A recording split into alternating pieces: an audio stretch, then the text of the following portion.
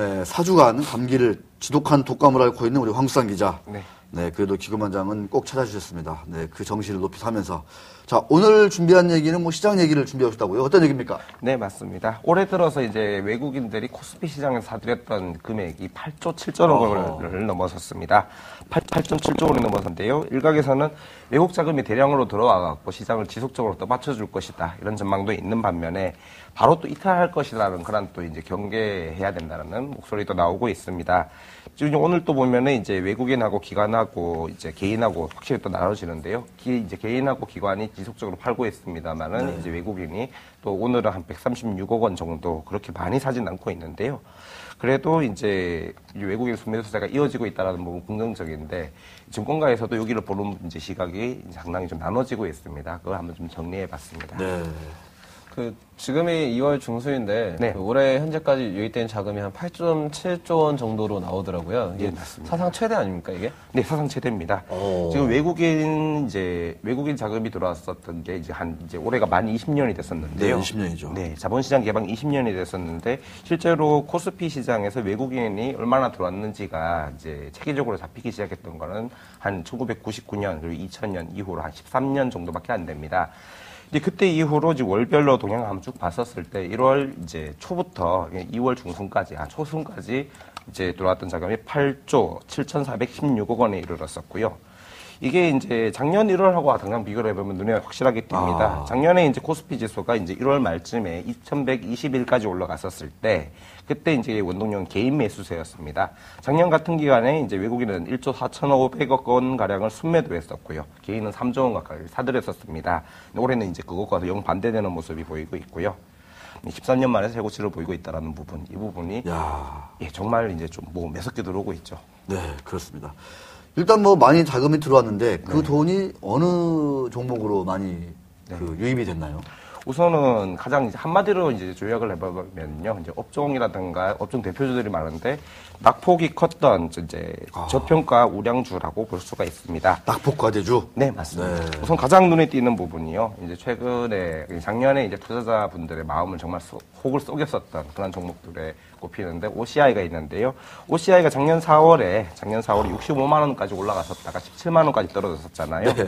근데 오늘 같은 경우에는 31만 원 이제 상단에서 지금 오늘은 보니까 이제 29만 9천 원으로 또 떨어졌긴 했는데 30만 원이네요. 네. 네. 얼추. 네. 네. 그러니까 이제 17만 원 베이스로 이제 13만 원으로 보면은 대략 한 80%에서 9% 가까운 그런 상승률을 보였다는 게 나오고요. LG화학 같은 경우에도 작년에 이제 58만 원까지 올랐다가 이제 27만 원대로 이제 절반 이하로 뚝 떨어졌었다가 지금 다시 또 40만 원대를 뚝 떨고 있습니다. 여기도 지금 50%가 넘는 상승률을 기록하고 있고요.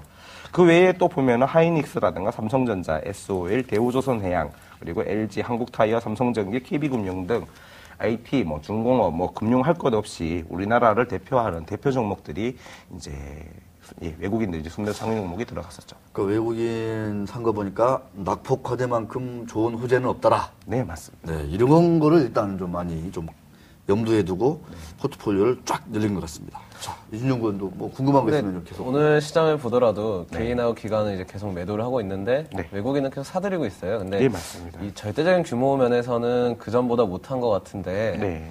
규모 면에서 어떻게 보시나요? 이게 우선 규모 부분에 대해서는 이제 앞으로 계속 추가로 유입될 것인가 말 것인가를 이제 보는 그게 있는데요. 우선은 아직까지는 낙관론이 좀 많이 우세한 상황입니다. 이제 아무래도 이제 뭐 유럽의 LTRO, 그러니까 장기 대출 프로그램에서 유동성을 공급하는 프로그램이 있는데다가 오늘 또 이제 호재성 뉴스가 한 개 또 있었었죠. 그리스에서 긴축안을 의회가 이제 뭐 통과를 시켰다. 그런 얘기가 나오면서 아무래도 유럽 위기도 좀 이제 연착륙할 것이다. 그런 얘기가 있는데다가 또 중국 같은 부분에서도 이제 안정적으로 또 이제 뭐 경기 부양책으로 나갈 것이다. 이런 얘기가 있고요. 뭐 미국이야 좋아지고 있다는 부분이 계속 확인이 되고 있었고 이런 상황에서 특별히 뭐 나쁠 이유가 없지 않느냐. 그래서 외국인 자금도 더 들어올 것이다라고 얘기가 하고 있는데 우선 지금 이제 올 1월에서 2월까지 들어왔던 8.7조 원, 9조 원에 가까이 들어왔잖아요. 그러니까요. 근데 향후에도 지금 이제 현재 유동성 상황이라든가 봤었을 때 향후에도 이제 3조 원에서 4조 원 이상 더 들어올 수 있을 것이다. 이런 얘기가 아직은 있습니다. 그렇지만은 이제 일각에서는 또 경계할 피해 도료도 있다는 목소리들이 나오는데요. 뭐 예를 들어서 하나대투증권이라든가 현대증권 아니면은 뭐 솔로몬증권 같은 경우에서도 그랬었고요. 이제 이런 부분들 같은 경우에서는 아무래도 현재 뭐 외국인 자금이 신흥시장에 들어오고 있는 강도가 역사상 최고치다. 한국만 그런 게 아니라 다. 네, 역사상 최고치라는 부분에 있어서 추가적으로 들어올 수 있는 여지가 많이 좀 적을 것이다라고 보는 시각도 있습니다. 그러니까 뭐 그렇게 복잡한 얘기가 아니죠. 사실은 저 미국, 유럽에서 지금 돈을 계속 풀고 있지 않습니까? 맞습니다. 근데 그 돈이 지금 뭐 달러라든가 저 유로라든가 여기로 갈 만한 이유가 별로 없잖아요. 그렇죠. 다들 뭐 경기 침체다. 맞습니다. 뭐 재정이 부실하고 국채 대규모로 발행해서 그 여러 가지 뭐 금융회사들이라든가 뭐 경기 부양이다 막 퍼붓고 있는 와중에 맞습니다. 거기에서 뭔가 투자할 상품 대상을 찾기는 참 어렵죠. 그러다 보니까 당연히 이머징 마켓으로 그 많은 맞습니다. 돈의 일부가 가는 거죠. 사실 어떻게 보면 그런 흐름이 이어지고 있는데 뭐 단순히 얘기했을 때 원화를 사는 거다 뭐 이런 얘기도 있고요. 맞습니다. 이미 뭐 상품 가격은 많이 올랐기 때문에 원유라든가 금 이런 데에 베팅할 여력이 있겠느냐 뭐 이런 시각도 있고요. 그 사실은 이제 관심이 한 8조 원 지금 넘게 온 거 아니겠습니까? 지금 맞습니다. 이미. 그러면 이제 앞으로 아까 황수산 기자 얘기 들어보니까 한 3, 4조 정도는 더 들어올 만한 여력이 있더라. 이런 시각도 있고. 네. 아니다. 단기 자금이기 때문에 또 무언가 또 역회전이 걸리면 그냥 빠져나갈 수도 있다. 빠져나갈 수도 있고. 예, 이렇게 상당히 의견들이 엇갈리는 건데. 자, 우리 외국인 투자자 자금 동향 볼 때 네. 어떤 걸 좀 주목해서 변수들을 좀 주목해서 봐야 되는 건지 네. 마지막으로 좀 간단히 좀 짚어주시죠. 네. 최근에 이제 제가 개인적으로 되게 재미있게 봤었던 보고서가 대신증권에서 나왔던 전략 보고서가 있었는데요. 여기서 보면은 이제 외국인 자금이 이제 1월에 그때 같은 경우에 이제 1월 시점에서 6조 원 좀 넘게 들어왔을 상황이었어요. 근데 그 중에서 한 분의 1 정도 넘는 한 이제 2조 원 이상의 자금이 이제 프로그램 이제 차익 매수로 들어왔었다라는 부분이었습니다. 이제 프로그램 차익 매수 이제 다들 아시다시피 이제 주식 현물과 선물 간의 가격 차이 이제 거기서 이제 나오는 재정 거래를 이용해서 나오는 차익을 안정적으로 따는 이제 그런 거래잖아요. 그러다 보니까 그 베이시스가 역전될 경우, 이제 물론 오늘 같은 경우에도 이제 이론 베이시스보다 이제 시장 베이시스가 훨씬 더 높은 안정적인 상황을 보여주고 있습니다만은 이게 언젠가 바뀌게 되면은 그 자금이 한꺼번에 털고 나갈 수 있다라는 그런 우려가 있고요. 또 한 가지 지표로 보고 있는 게 환율이 있습니다. 환율.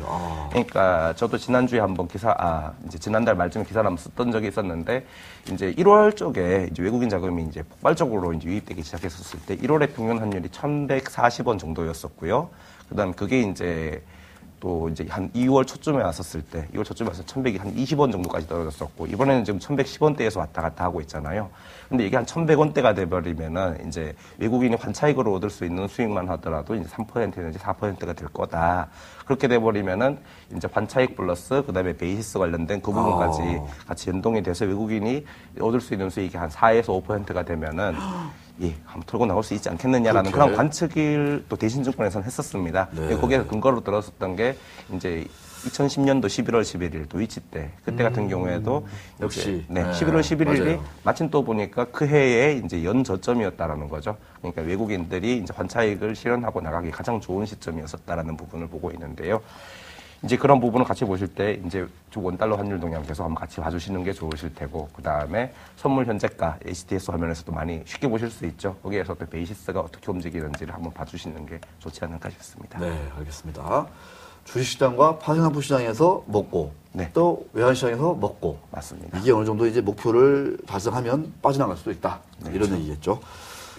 자, 우리 황수상 기자가 짚어준 외국인 투자자금 어떻게 볼 것인가 이런 거였습니다. 좀 앞으로는 유입 강도는 좀 약간 줄어들 수는 있겠다. 이게 좀 어느 정도 좀 다들 공감하는 것 같아요. 네. 그동안 워낙 많이 들어왔기 때문에 자 지켜봐야 될 것 같습니다. 넘어갑니다.